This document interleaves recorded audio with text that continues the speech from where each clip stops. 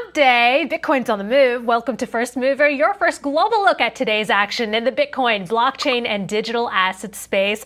I'm your host, Christine Lee, and joining me are my co-hosts, CoinDesk Managing Editor of Global Capital Markets, Lawrence Lewitinn, and Managing Director of International Content, Emily Parker. Good morning, you two. Good morning. Good morning. How are you?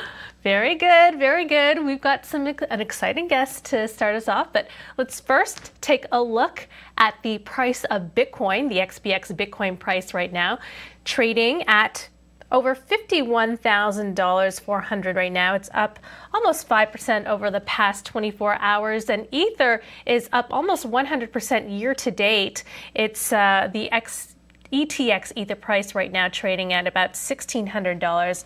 Ether is up about 2% over the past 24 hours, according to TradeBlock data, the most reliable reference price for institutions since 2014, with billions in assets under management benchmarked against it. So, Lawrence, Bitcoin has once again crossed above $50,000, but the key question is if it can stay up there and end this recent pullback. Well, you know, we had a slight pop in the 10-year yields this morning, but it's still around 1.4%. That's down from 1.6%. And there's a reason that's interesting. Above, among other things, you have the perpetual funding rates, what it costs to borrow to buy Bitcoin. That's come down slightly. It's slightly different economics behind what drives that. But stocks are up today. That's because economically, we're getting back to pre-pandemic levels, or we're projected to do so. The Atlanta Fed sees about 10% growth for this quarter. So things are, and we have the vaccine news that President Biden expects to have everybody vaccinated or adults vaccinated by around May, if they're willing to take it, of course. It's not going to be an easy road, though. ADP numbers came out today. It's private payroll was 117,000 versus 225 estimate, which, you know, it's going to be bumpy, but we know the Fed doesn't want to tackle inflation just yet. And that means the market is looking at it and it's saying, hey, more economic activity, lower rates, higher inflation. That's bullish for Bitcoin. Mm-hmm. Yep. Well, Bitcoin is definitely on the tips of everyone's tongues. Even Massachusetts Senator Elizabeth Warren making some comments on Bitcoin recently. Emily, what did she have to say? So this is from a conversation on CNBC, and Elizabeth Warren was asked to reply to Janet Yellen's comment on Bitcoin, saying that it was speculative. But Elizabeth Warren took it a step further and said that it was a speculative asset that would end badly. And the CNBC host clarified and said, well, that's not exactly what Yellen said. Yellen said it was a speculative asset that could end badly for some. So this might shed light a little bit on Elizabeth Warren's true feelings about Bitcoin. Interesting. Yeah. Well, that has been adding to the chatter on Bitcoin. Bitcoin is a swarm of cyber hornets serving the goddess of wisdom, feeding on the fire of truth, exponentially growing, ever smarter, faster, and stronger behind a wall of encrypted energy. Those are the words of our first guest, whose Bitcoin evangelism and aggressive company purchases of BTC have helped validate the narrative that institutions are entering the crypto market. Joining us now is MicroStrategy Chair and CEO Michael Saylor in Miami. Welcome, Michael. Thanks for having me on your show. Great to have you here. All right. So, Michael, MicroStrategy has spent over $2.1 billion to buy almost 91,000 BTC at an average price of 24,000. You tweeted. You also mentioned on Twitter this week your firm just bought another 15 million BTC. How much room does Bitcoin have left to rise, in your view? Well, I think that the next logical thing to happen is for Bitcoin to replace gold, and that would take it up by about a factor of 10. Ultimately, my view is that the world needs a non-sovereign store of value, and the addressable market for a non-sovereign store of value is somewhere between $100 trillion and $250 trillion in today's dollars. So Bitcoin has quite a ways to go. It's the strongest asset class in the world, and monetary energy is going to flow into it. Michael, you know, last month we had economist and prominent Bitcoin critic Nouriel Roubini on the show. As CEO of MicroStrategy, he accused you of irresponsible behavior for converting your firm's cash reserves to Bitcoin, considering BTC's volatility. Just wanted to give you a chance to respond to that. You know, if you go and you look at the blue dollar rate in Argentina over the past 15 years, It started at being about 3.5 pesos to the dollar, and today it's 1,500 pesos to the blue dollar. It's not irresponsible for any corporate executive to convert a weaker asset into a stronger asset. And if you're sitting on top of $1 billion worth of cash or cash equivalents in the current monetary environment, the cost of capital is 25%. The yield on conventional treasury strategies like holding short-dated treasuries is nearly zero. That means you're running a minus 25% negative real yield. It's not irresponsible to avoid burning 25% of your shareholders' money every year. So I think that the challenge with the critics is they don't offer a constructive solution to the problem. The problem is $400 trillion worth of cash and cash derivatives and fiat derivative assets that are losing 25% of their value or something like that, and 7.8 billion people that are getting paid in fiat currency. So that's losing its value. So if you're going to be constructive in your criticism, you have to offer something to all those people and all those companies. I don't see the critics of Bitcoin offering a constructive solution. Hi, Michael. Your company's liabilities, though, aren't in Bitcoin. They're in dollars. So why would you necessarily buy Bitcoin when you maybe could take care of some of your liabilities? The cost of capital is approximately the S&P 500 return over the past 12 months, and you can see that number is about 25%. There's no investor on the planet that's willing to accept 0% return on their capital in the last 12 months. I could generate 25% return on capital in 30 seconds by simply sweeping all of my excess capital into an SPY ETF index. And likewise, the cost of capital is represented by the expansion of the M2 money supply. That's also 25%. If you're going to be a responsible custodian of shareholder capital, you're going to have to meet that hurdle rate. So, there's no investor on the planet that would stay in business if they went to all their limited partners and said, our intention is to generate 0% yield on all of your money for the next 12 months. So everybody knows it's ridiculous for an investor to invest all of their money into cash. And so to go to a CEO of a company that's a fiduciary responsible for the capital of their shareholders and say, yes, you should invest all of the shareholders' capital in a 0% yielding instrument that's going to lose 25% of its purchasing power for the next year. And every year I can see that's also equally ridiculous. So just to clarify, roughly what percentage of cash is invested into the business itself as opposed to assets like Bitcoin? Our company generates cash, right? So we've been generating cash and expect to generate cash. We have about $50 million in working capital that we keep in local currencies like euros and dollars and yen and won. And our policy is to sweep all of our excess cash into Bitcoin.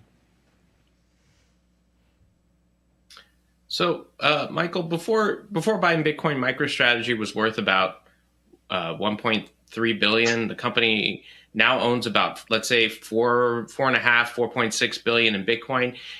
You took on 1.7 billion in debt to buy that Bitcoin. So that kind of leaves an extra about 50% of your market value, which is right now around 7 billion, is the difference between what the company was worth a few months ago and the Bitcoin less the debt.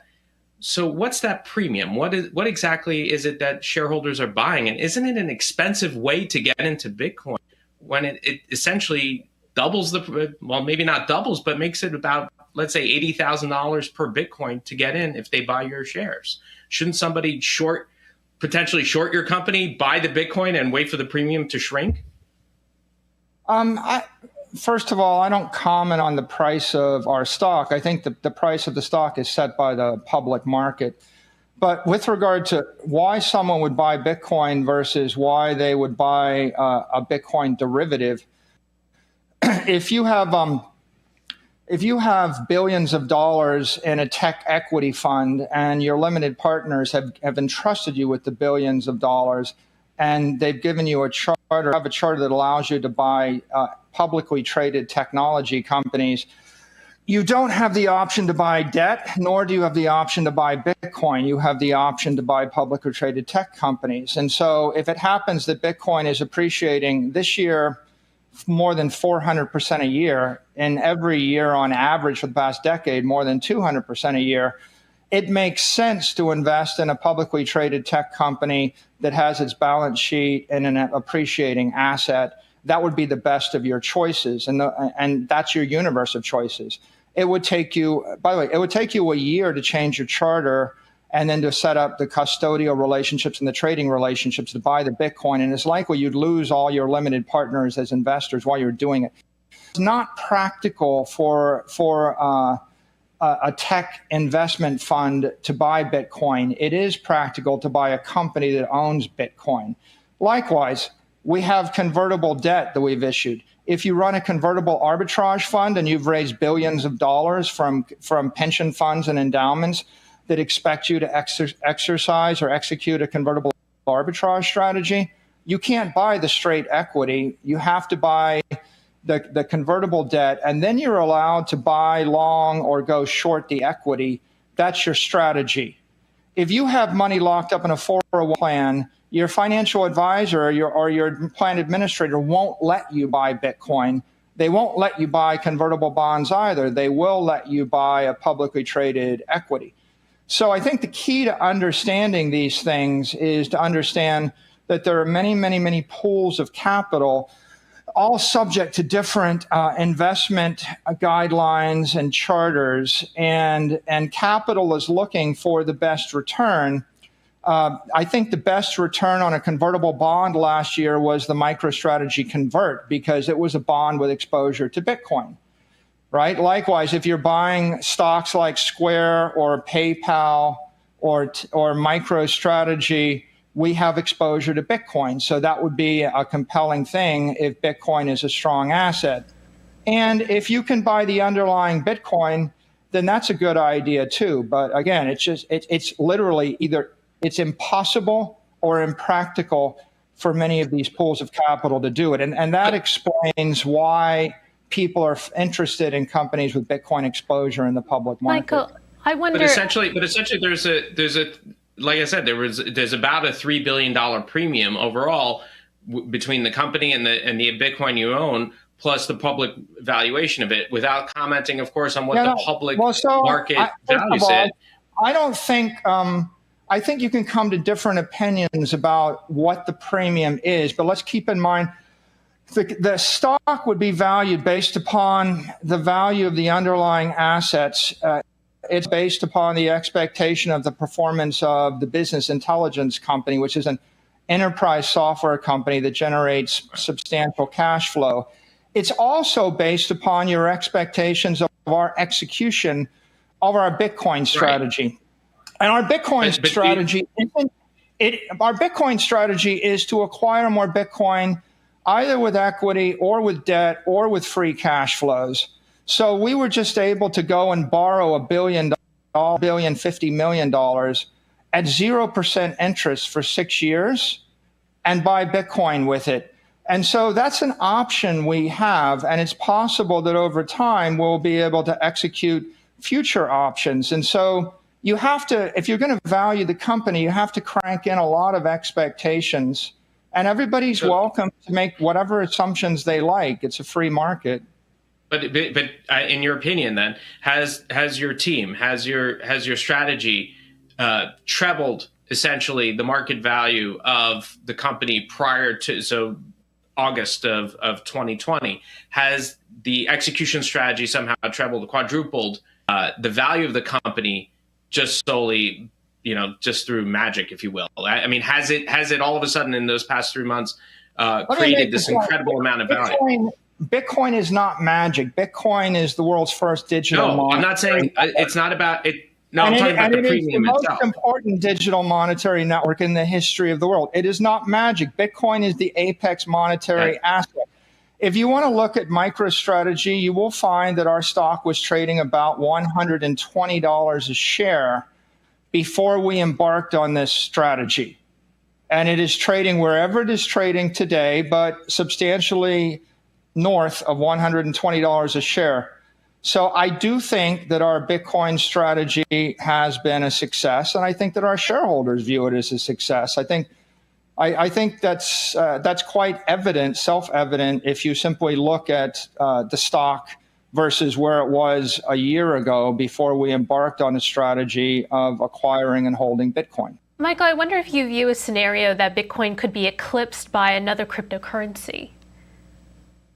Bitcoin is the dominant crypto asset network, and I think it's approximately 100 times larger in monetary value than the next closest thing, which would be like a Bitcoin Cash.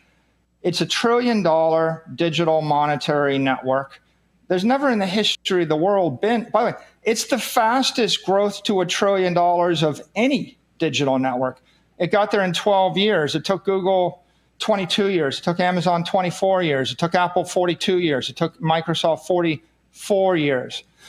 So clearly, Bitcoin is a dominant network. It's got a network effect. The network effect isn't just Metcalfe's law. The network effect is Newton's law. It's $1 trillion of monetary energy on a network. So I think it's crossed the event horizon. I don't think it's that there's any other crypto asset network that is either technically suited to serve the role of a store of value for the entire civilization. Nor do I think that anybody has any hope of catching it at this point. You can't clone it. So just to follow up on that, would you ever invest in another cryptocurrency, say like Ether? And just quickly, I'm curious what your thoughts are on everything that's happening in the DeFi market. I think it's quite clear that Bitcoin has been successful as a decentralized digital asset network. And I think it's clear that Bitcoin is a better store of value than gold, and it's a solution to every company's problem, every investor's problem, all 7.8 billion people's problem. I think it's $1 trillion of monetary energy telling you that's clear. My view on all the other crypto assets they're all ventures, and they all have interesting use cases. They have substantially more risk to all of them, whereas Bitcoin is appropriate in a corporate treasury or an individual treasury because it's a better store of value than gold or sovereign debt. I think that the other assets are appropriate as a venture capital investments. And if you have a venture capital portfolio, and if you can handle the risk and you can manage the complexities, then you could allocate to those. Michael, you've captured the imagination of the crypto market. Thank you so much for joining us this morning and offering your insights. Thank you for your time. All right, that was MicroStrategy Chair and CEO Michael Saylor. Coming up, an update on Litecoin with Litecoin creator Charlie Lee.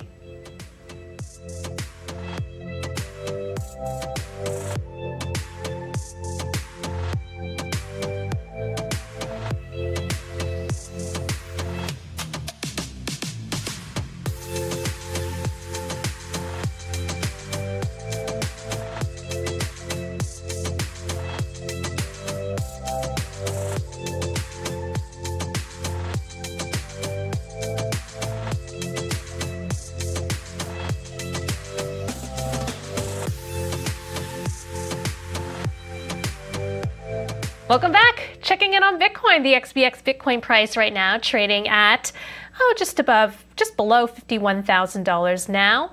Bitcoin is up 66% year to date.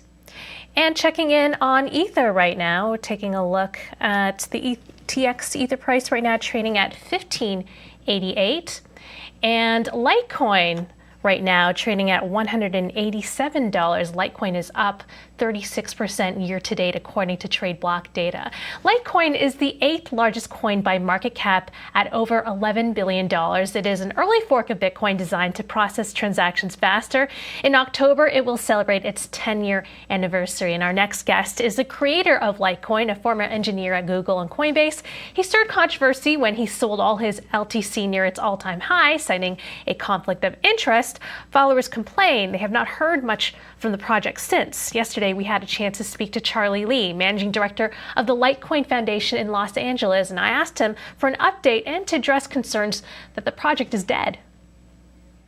No, it's not dead. I mean, people always say that Litecoin is dead. It's been that way for years. I'm the managing director of the Litecoin Foundation. I've been working on Litecoin full time for the past 4 years. Recently, we're doing a big push to add fungibility to Litecoin. So it's a project called MWeb, which stands for Mimblewimble Extension Blocks. So we're adding the Mimblewimble technology to Litecoin via extension blocks, which are kind of similar to side chains, but it's kind of attached to the main chain.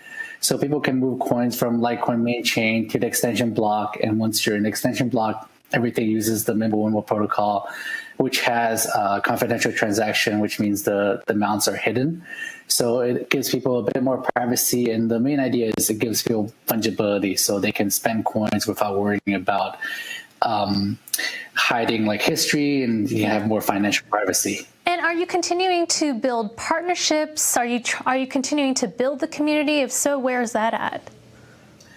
Yeah, I mean, we're constantly working towards getting more adoption. We're working on improving our Litecoin mobile wallet, the Lite wallet. We recently announced a partnership with Turnio on the Litecoin card, which gives people ability to spend Litecoin at anywhere Visa is accepted, which is a very cool way for people to spend crypto at merchants.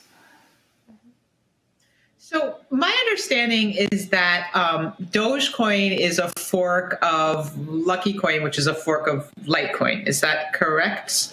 So if that's correct, what is your opinion of Dogecoin, and do you have any?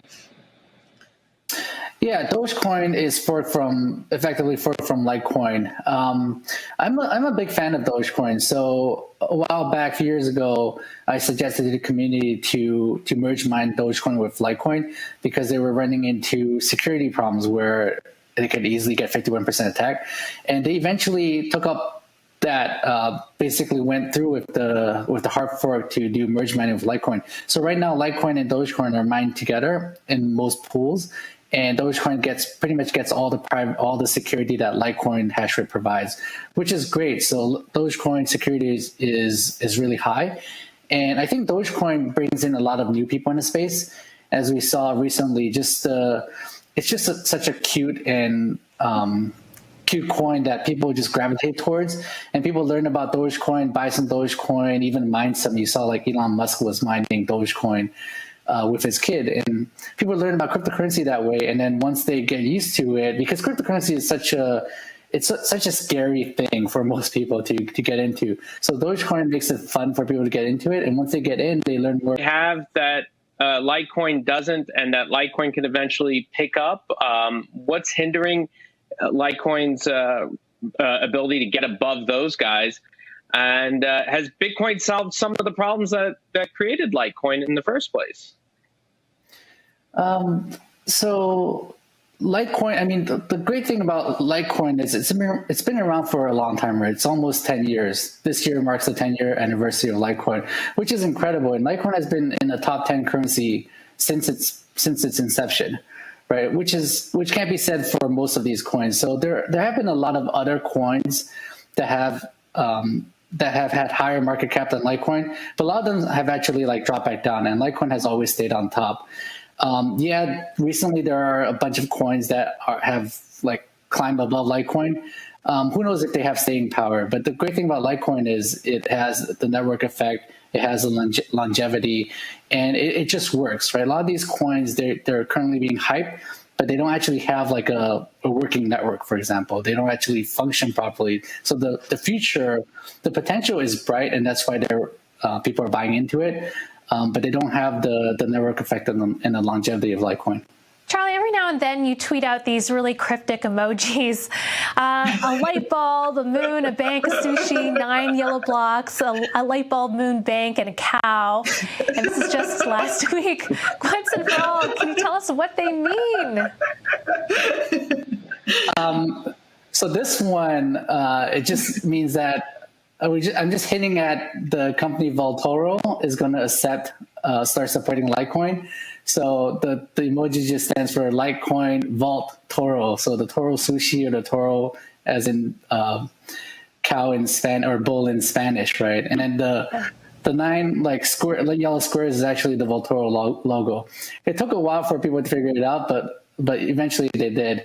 I like to play around yeah, they did. I like to play around with my followers sometimes. I've tweeted out quite a few these like emoji puzzles, and some people have figured them out.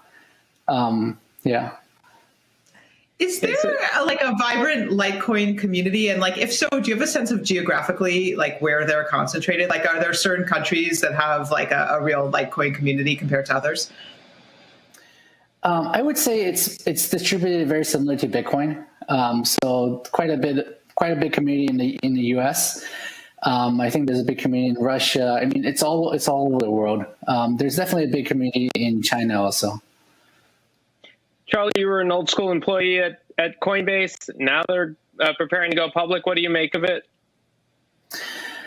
I'm excited, right? Coinbase IPO, everyone's looking at it, right? It's like the first major big IPO in this space, and it's setting the bar for everyone. I'm very excited, obviously. It's surprising how valuable it is. It's current private market valuation is about $100 billion, which is pretty crazy if you think about it. And Coinbase stock, surprisingly, is one of the few things that has grown faster than Bitcoin prices over the past 6-7 years. Might be the only thing in this space that's grown faster than Bitcoin price. Charlie, you recently tweeted also that you see a lot of parallels between 2021's NFTs with 2017's ICOs and 2013's altcoins. Easy to create new ones with no barriers, high prices and pumps create hype and FOMO. Few will hold and have value, most won't. We have been speaking to artists that feel this is a great way to support their work, modern day patronage, but you think this is a passing fad? To a certain degree. I mean, right now you hear about artists selling tens of millions of dollars worth of NFTs, and that's a lot of money, right? That's like a lifetime of money for these artists, and that's great for them. But similar to every 4 years we have this bull market. In 2013, it was the altcoins, right? There's tons of altcoins being created, and that helped bring a lot of new people into space wanting to buy into these altcoins. And then 2017, it was ICOs, right? So I said I see the parallels between these things every 4 years. It's something that the general public who aren't into crypto can easily grasp and get into, right? The hype cycle.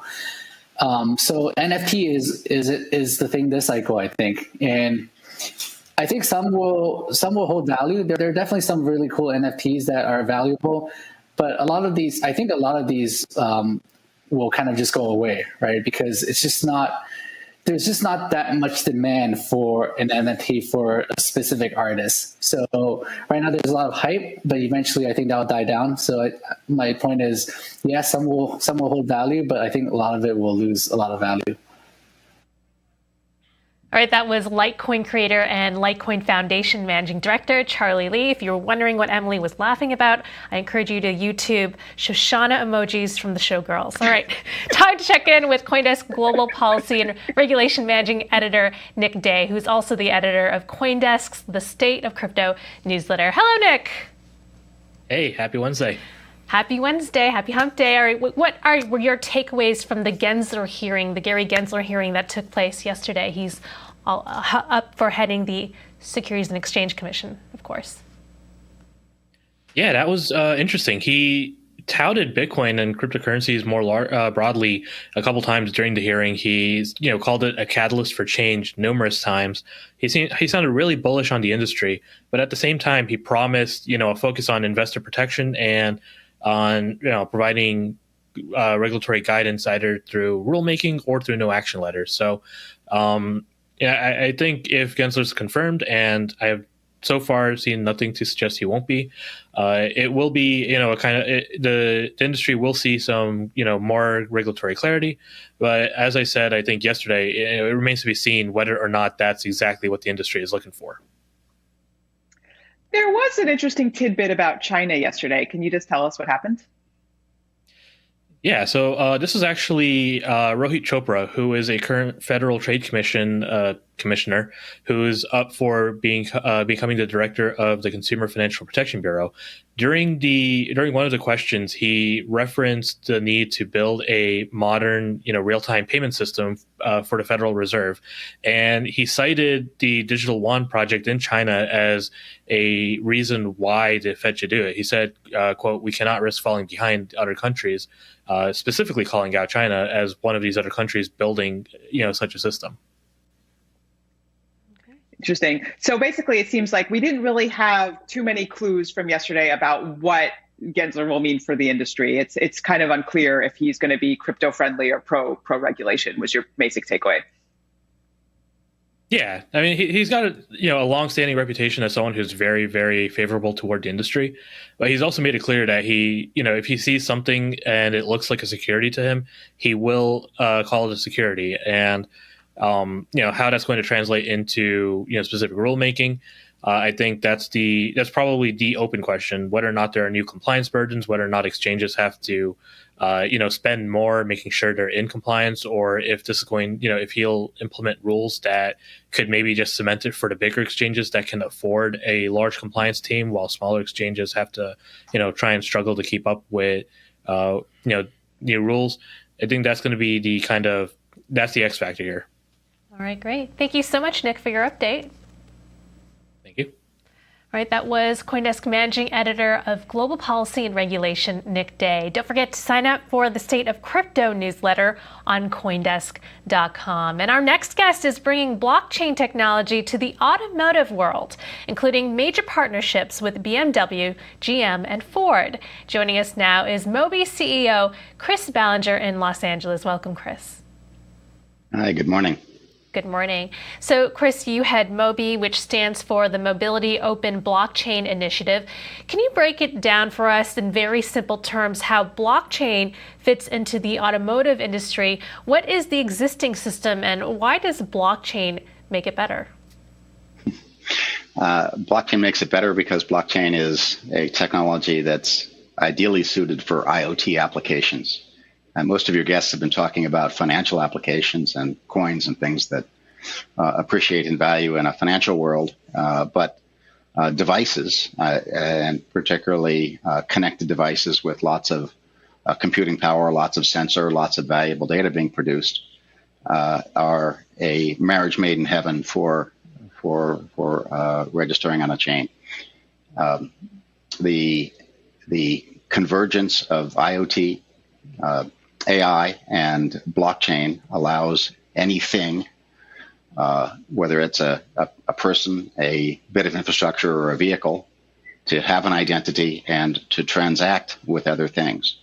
And so we think that one of the really interesting applications of the technology is the emergence of an ecosystem of vehicle to X, vehicle to vehicle, vehicle to infrastructure, pay-as-you-go transactions. We've called that the new economy of movement.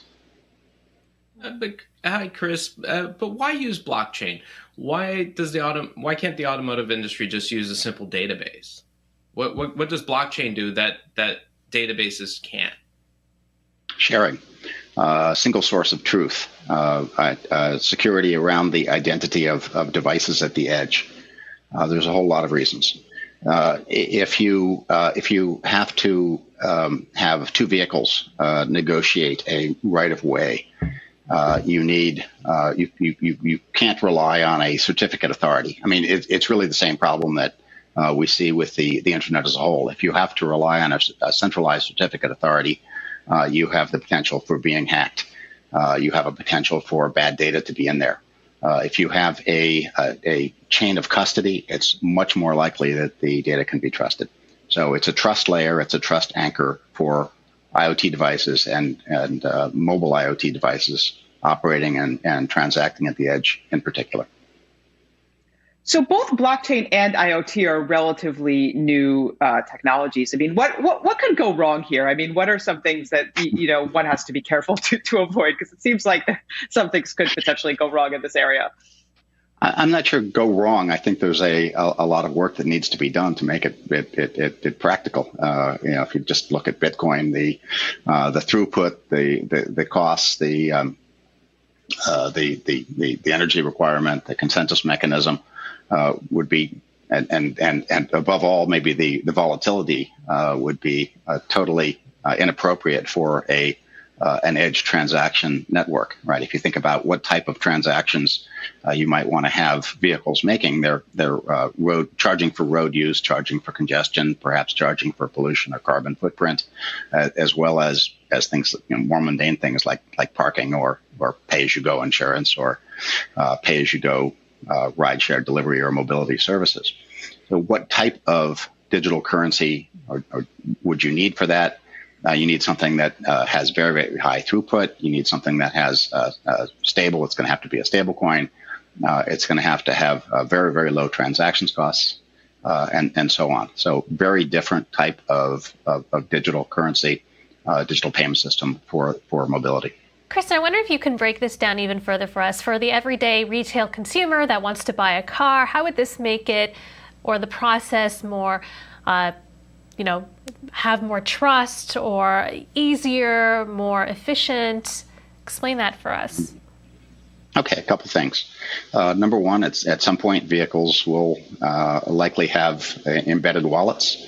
Those wallets will contain the digital identification, the keys.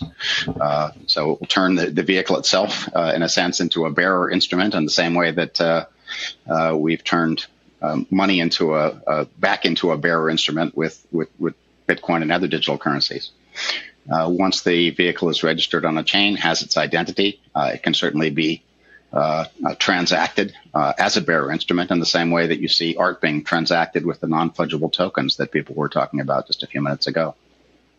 Fascinating. And I suppose, with car theft or that kind of, illicit transactions that could, I suppose, break that down. Thank you very much, Chris, for joining us this morning. Thank you. Right, that was Moby CEO Chris Ballinger. Time now to check in with crypto Twitter with our tweet of the day.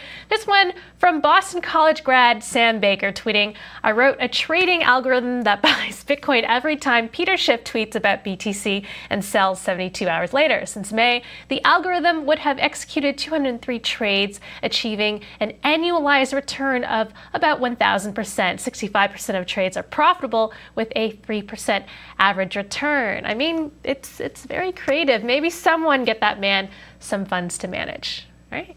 Lawrence? Emily? All right, that's it for First Mover. Coming up tomorrow is special guest Senator Cynthia Lummis.